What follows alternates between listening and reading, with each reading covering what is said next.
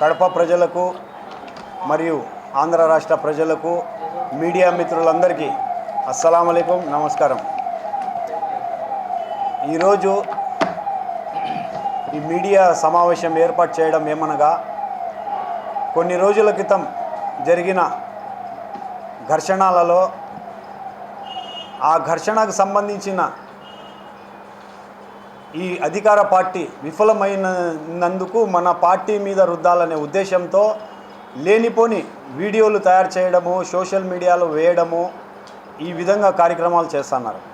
ముందుగా ఆ మాటలు చెప్పే ముందు నేను చేతులు జోడించి చంద్రబాబు నాయుడు గారికి మరియు అలాగే లోకేష్ గారికి చెప్తున్నాను, అయ్యా మీ పార్టీ ఎమ్మెల్యేలకు, అలాగే మీ పార్టీ నాయకులకు, అలాగే మీ పార్టీ టీడీపీ పార్టీ కార్యకర్తలందరికీ ఫస్ట్ మీరు ఒక మీటింగ్ పెట్టి, ఇప్పుడు ఉండే ప్రభుత్వం మాది, సీఎం నేను, జగన్మోహన్ రెడ్డి కాదు, ఎమ్మెల్యేలు మా వాళ్ళు, అంజద్ బాషా కాదు, వేరే చోట వేరే ఎమ్మెల్యేలు ఏ పార్టీకి సంబంధించిన గెలిచినారో టీడీపీ బీజేపీ అని ఒకసారి అవగాహన సదస్సు మీరు మీ పార్టీ వాళ్లకు ఇవ్వాలని నేను మిమ్మల్ని చేతులు జోడించి చెప్తున్నాను.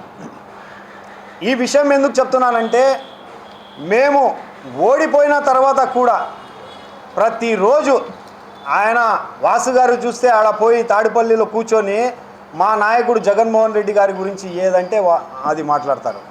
వాళ్ళ కార్యకర్తలు, వాళ్ళ నాయకులు ఇక్కడ చూస్తే ప్రతి ఒక్కరూ మా అంజద్ బాషా గురించి, మా నాయకుడు జగన్మోహన్ రెడ్డి గురించి మాట్లాడుతున్నారు. అంటే అధికారం మీ చేతిలో ఉన్న తర్వాత ప్రజలకు సమస్యలు ఏ విధంగా పరిష్కరించాలా మీరు చూసుకోవాలి. అది మేము ఓడిపోయాము, మాకు ఎలాంటి అధికారం లేదు, అధికారం ఉండేది మీది, అది అంతా మానేసి మీరు మా మీద ప్రతి విషయంలో ఏది విఫలమైనా కానీ మేము చేసినాము, వాళ్ళు చేసినామని వైఎస్ఆర్ కాంగ్రెస్ పార్టీ మీద బురద చల్లడం ఇది సరైన పద్ధతి కాదు. ఇది ముఖ్యంగా ఈరోజు మీ అందరి ద్వారా తెలియజేయడం ఏమనగా, చాలాసార్లు మేము గమనించాము, ఈ నగర టీడీపీకి సంబంధించిన నగర అధ్యక్షులు మన్సూర్ గారు ఎప్పుడు పడితే అప్పుడు నేను ఒక నగర ప్రెసిడెంటు, వైఎస్ఆర్ కాంగ్రెస్ పార్టీ నగర ప్రెసిడెంట్ సేమ్ టు సేమ్ అంటాడు. ఎలా సేమ్ టు సేమ్ అవుతారయ్యా?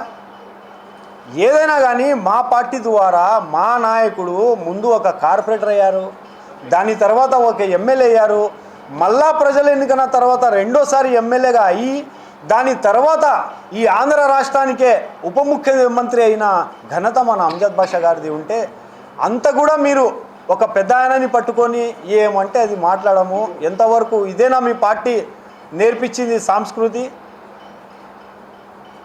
అని మీడియా మిత్రులు ద్వారా నేను ముఖ్యంగా అడుగుతున్నాను.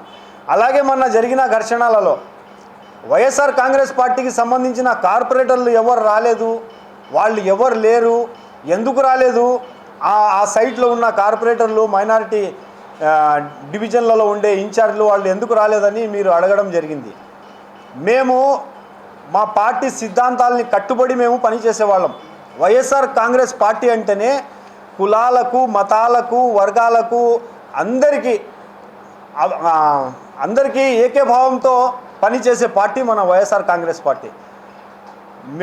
మా పని 10 లక్షల రూపాయలు ఇచ్చి, అలాగే మన మేయర్ గారు పాకా సురేష్ గారు ఒక 10 లక్షల రూపాయలు ఆయన ద్వారా అందిస్తే 60 లక్షల రూపాయలు ఆ రోడ్డుకి మేము పెడితే మాకు ఇన్ఫర్మేషన్ లేదు.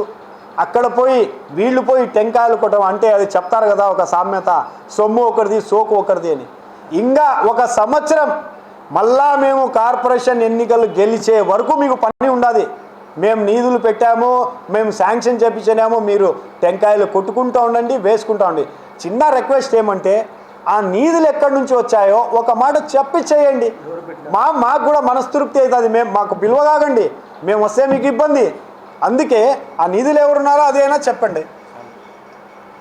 వాస్తవాలు తెలుసుకొని కడప ప్రజలకు ఏదైనా కానీ తెలియజేయాలని మనవితో. Thank you.